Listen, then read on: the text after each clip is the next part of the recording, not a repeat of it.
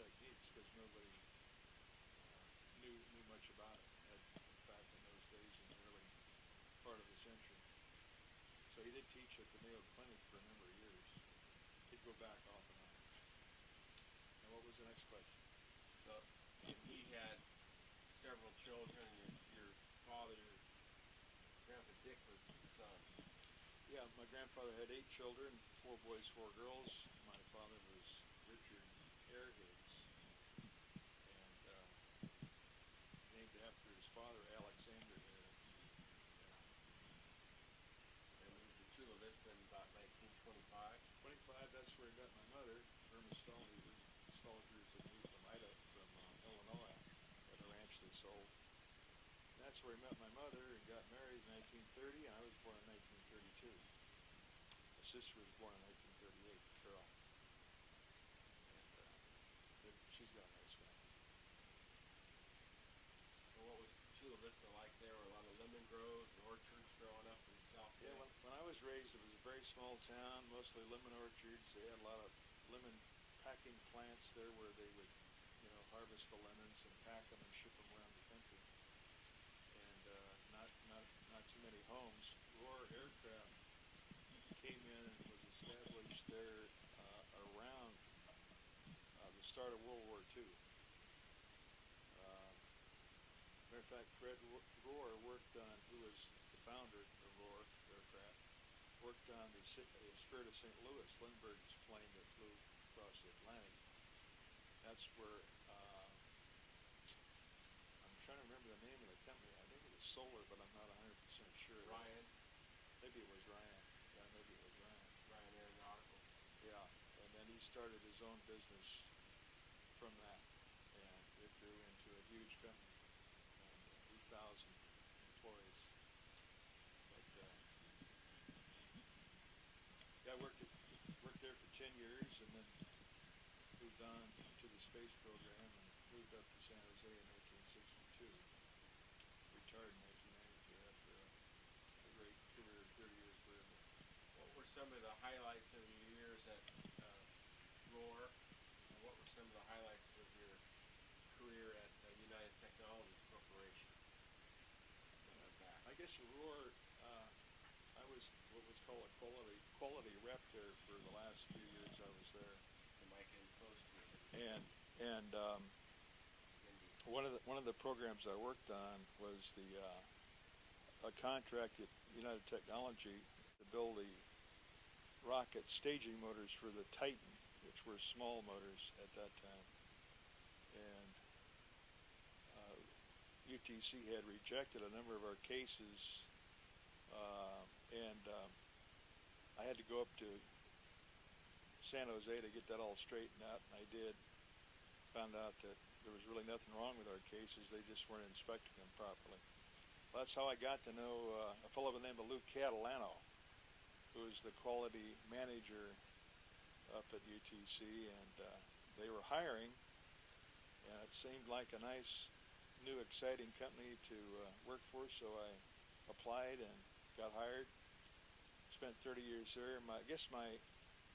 I think probably the highlight, a couple highlights, but one of them was actually getting on board the Columbia spacecraft space shuttle, and before it flew with the first flight, and we were asked to help bond on the thermal tiles down there in Florida.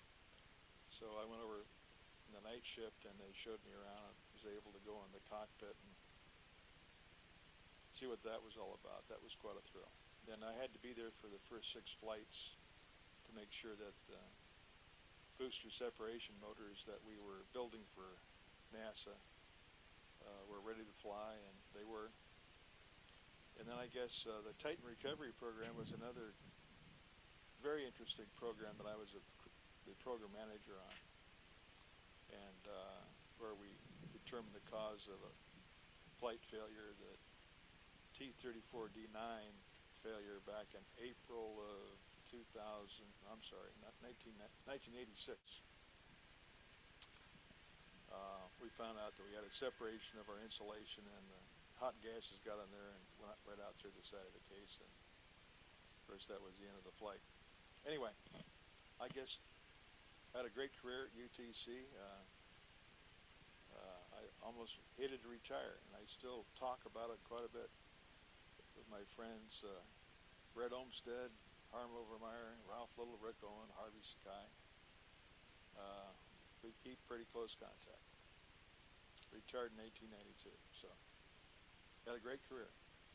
Sure, you got plenty of time. No, I got to get there at quarter of, so. Okay, well, we got 5 more minutes. Well, I want to wrap things up and get you guys on the road here. Well, what about, where did you meet Mom? Met Mom down at your mother, Tommy Underwood, down at Chula Vista at Roar. Her folks worked there too, and her father, Joe Underwood, got off at 4:30, and she got off at 4, and I got off at 4. So we would have coffee together from 4 to 4:30, and that's how I got acquainted with her, and asked her out on a date, and the rest is history. So did you know Grandpa Joe before? I knew Joe, and I knew Alf, and actually before I knew Tommy. And they were, I think it was on the Lockheed Electra program, Joe was back in those days, middle 50s. And, yep, that's where it all started. So you met them, and that was at Roar. Was Grandpa? He was working at Roar on the Lockheed Electra nacelle, the motor package that we shipped to Lockheed. Excuse me. So you met him through work. You worked together. Yeah. Yeah, Joe had a fishing boat, and he would take his buddies out fishing, and Joe was quite a fisherman. But Out off Point Loma, you go fishing. yeah. Yep. And then you met Mom, and you guys got married in Bonita, the Chapel of the Roses. 1957, yeah. Yeah, we were married 51 years. So. And then Jeff was born, first born son in 59 or 58. 58. Uh-huh. Yeah.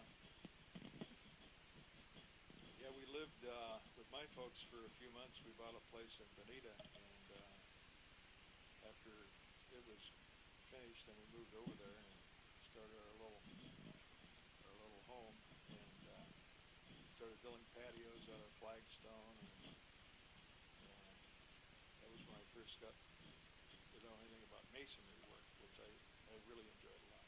But yeah, your mom and I had a nice life together, and she loved to cruise, and I'm going to try to keep up the tradition this year, maybe go on a cruise with some friends. So. And how was it that you moved to San Jose? Well, that's it. Yeah. Go ahead. So you moved to San Jose in 1962, and lived at on Calle de la Paz for most of that time. A nice little place in the corner with a pool, and led a very enjoyable life. I've been pretty blessed. So I'm going to sign off. I got to go play golf, and hope you enjoy the interview. Adios.